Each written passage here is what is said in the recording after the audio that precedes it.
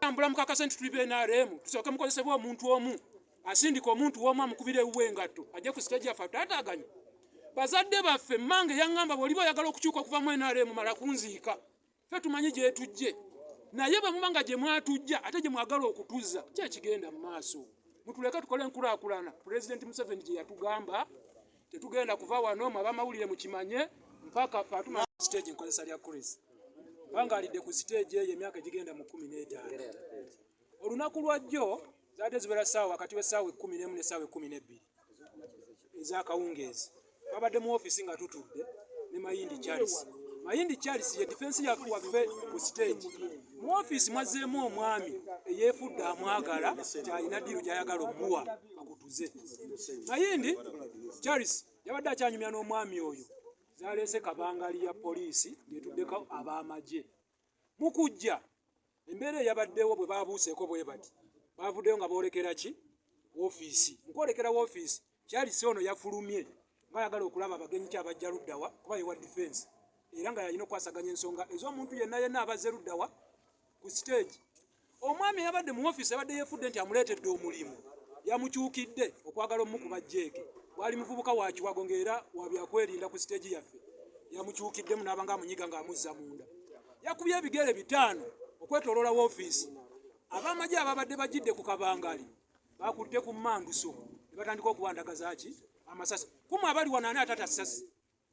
bwe yawulidde amasasi musajja wattu yalowoozeza nti ono gwabadde asindika yamuviiriddeko mugwogereza ki amasasi n'adduka ne bakuba amasasi amalala 2 n'ayimirira okuyimirira bamutaddeko ki mpingu ebyo byabaddewo lunaku lwajjo naye okutandika omwezi guno tufunye okunyigirizibwa bakwata abaana bafe abala bameka bano badereva era bakondakita kyokka nga bakulembeze baffe mu office Sendere Emmanuel Nurudini Kyeswa yoga babaleetera drone ono bamuyoola uwe waka Sendere Emmanuel ye speaker waffe ku lukiiko lwaffe bamuteeka mu drone saawa 11 ez'okumakya Mukama yatusaasira bwe bajja ku stage basangawo memba waffe Nurudini Kyeswa ne bamukwata ne bamukasuka mu drone ne tugamba baba wambi babaleeta mpaka ku police ne tufollowinga ekibaleetesezaawo yoga omulamuzi ennaku z'omwezi nga 27 omwezi guno abantu baffe n'abakola ki n'abatuddiza olunaku lwajjo ebigambo bye twawulidde era bye bigere bino bitusitudde tujja wano omubaka wa president mu mukono mwannyinaffe nnyaffe Fatuma Ndisaba ebigambo bye bayogedde nga batwala Mayindi Charles bagambye RDC yatukoze ki yatusindise kofe wabanga yabasindise ofisi ye weri tukola ki tumanyiwo tetugenda kuwandiika katwesitukire tukole ki tugendeyo bino ebigambo byenjogera mwannyinaffe Fatuma Ndisaba njagala abiwulire yeye nyini gwe tuzo okumintinga tuva wano naye yatutwale atulage bakibe yasindise baje batukubemu amasasi ensonga zino bwe tubadde tutambula nebazamu akensusu teri muntu atutaataganyizza kuba ne twetambula mu 2021 nga tunoonyeza President Museveni akalulu bwe tutambudde era bwe twakola ki nga gyemirembe gye tunoonya President yalagira n'agamba njagala welfare y'abadereva adde mu badereva ekyamazima tukoze omulimu gw'amaanyi nti okuva lwe yakiragira mu myaka 3 nga tulonze obukulembeze nga twejjako obukulembeze obwali obw'abantu ababbi oyo kyamaani waffe twakagula emmotoka zaffe mmeka 3 era tuzirina ku stage yaffe wezikolera naye twewuunya abantu gye bavudde okujja bataataaganya eki emirembe wano buli direva ne kondakita alina eddwaliro insurance gyajjanjabirwa pamiti bweggwako olukiiko lumukwata ne lumukolera pamiti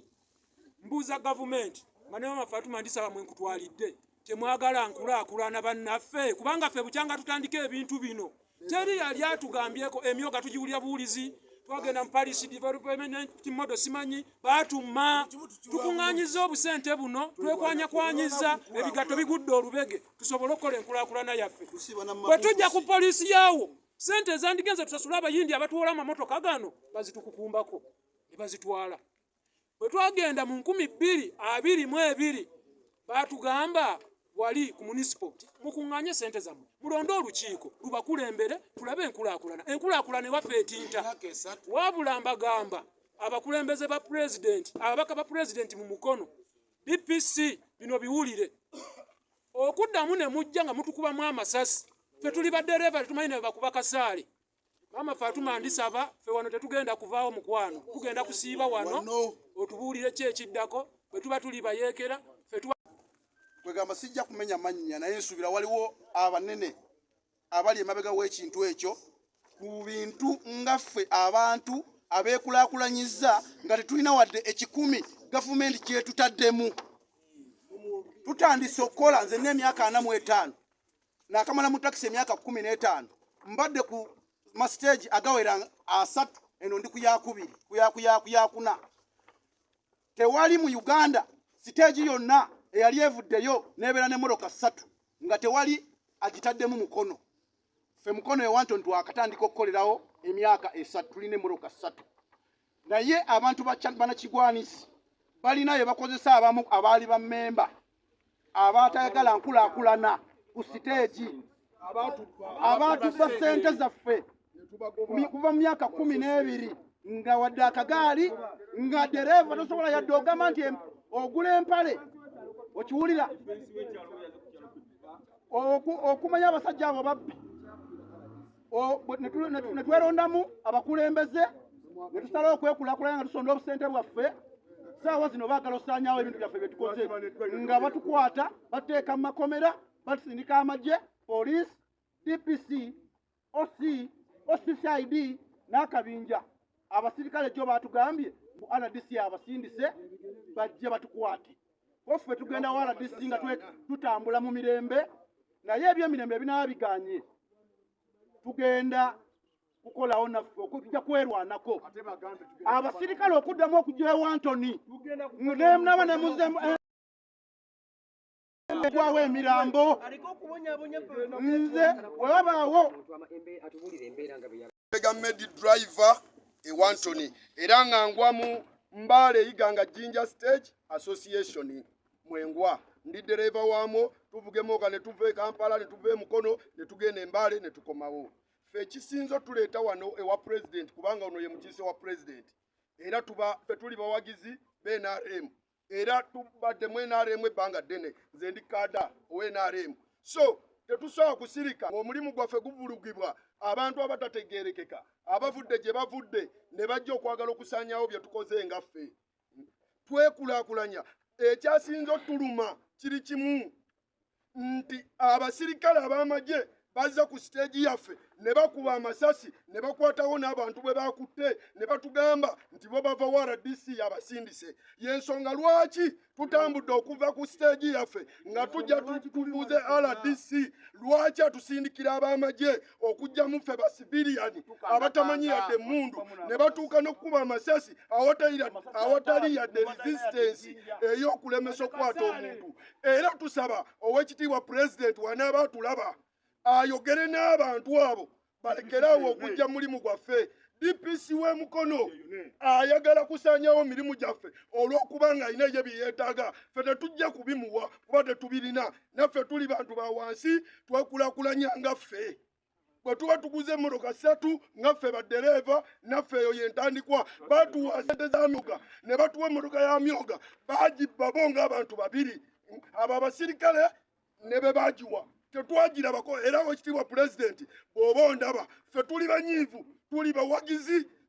yenze omu kubaasimuulanga ekipande kya president Museveni mu junction wali ewa Anthony naye essaawa zino bwe kiba nga kizza bwe kityo ng'ate ffe batulugunya ffe be bakwata ne bateeka mu kkomera nga tetulina misango. Owekitiibwa president ennyindo bwe oginyigiriza nnyo egy'omusaayi tetumanyi mundu era tetulina mundu naye tujja kukola ffe nga ffe kye tusobola. Olw'ensonga twetaaga obwenkanya n'abantu baffe okuba free tukolere emirembe gyaffe. Banga ddene mu Mukono mubaddemu entalo za takisi tuzze tuzikakkanyiza twekulaakulanyiza bano abantu bendi nabo abasinga tebaasoma tunoonya naffe kwebeezaawo ate kati omuntu bw'ajja n'atukyankalanya naffe tujja kuva mu mbeera. Tuze okumutegeeza polisi y'e Mukono yagula DPC kyeyine operation Mwami Kaawa ne OCCID bakolagana n'ab'amagye n'abagabala abakyamu ne bajja ku stage yaffe ne bakwata bammemba nga balina misango. President Museveni yatowa order eri eggwanga n'agamba nti abaduuve ba takisi ne bammemba ba takisi bwenna wekolemu omulimu mujja welafeya wa musezi alikuŋŋaanya ku stage Mubanga lya myaka 13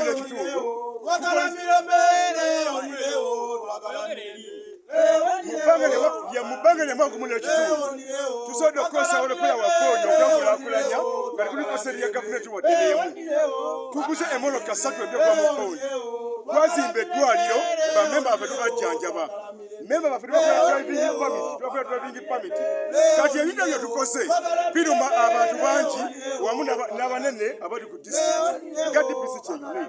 kakati twagala okumanya lwaki buli kaseera bajjanga ne bakwata abantu baffe ne basatu balina misango onapulajo ku sande abamagye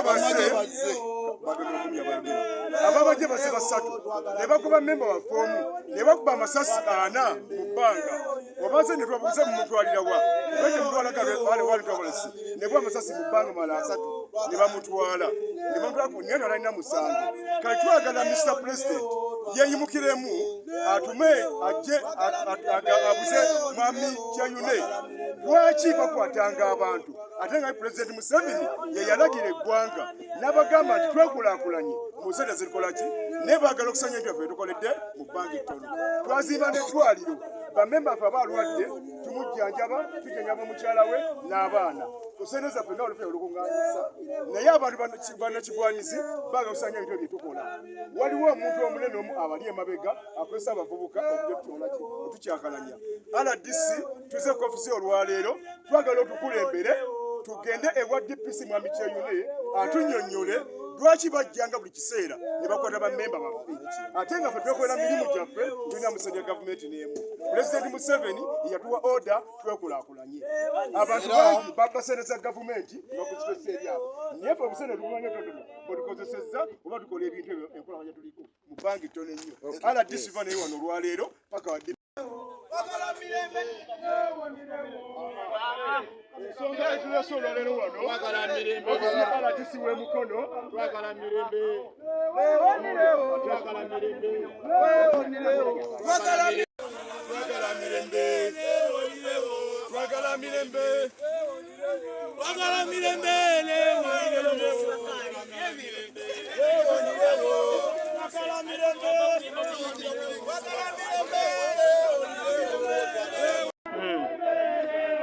twagala okumanya nti nga bamemba okulembeze bwaffe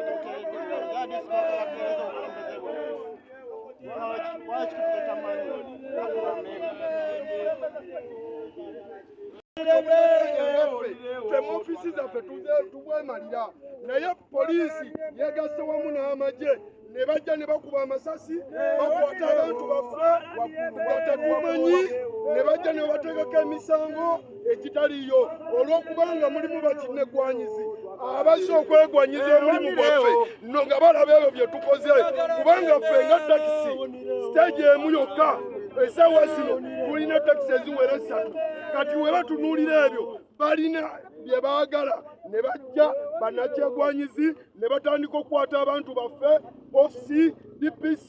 n'abamagye be tutamanyi ne bakuba abantu amasasi twagala kubuuza lwaki abamagye bajja mulimu gwaffe ogwa civilian tetukwatanga ku muntu era tuli wano waba waliwo ayagala tukwatanga tubaana tulina emisango ajja tujje wano atutwale the police each and every day. Our leaders on our stage, we love you so much, Mr. President. Bale Iganga Jinja Watoni stage, they take them. So far they have taken 3 people. They just take them for no reason because they have their personal issues. Mr. President, we need you to come. And we don't know anyone behind this, but we just see these army people, the soldiers.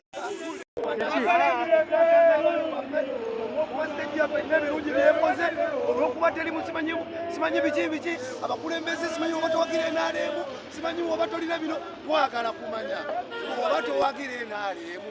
ngera oli mukulembeze okolera abantu olina kukwatibwa tekitutwala ewa RDC.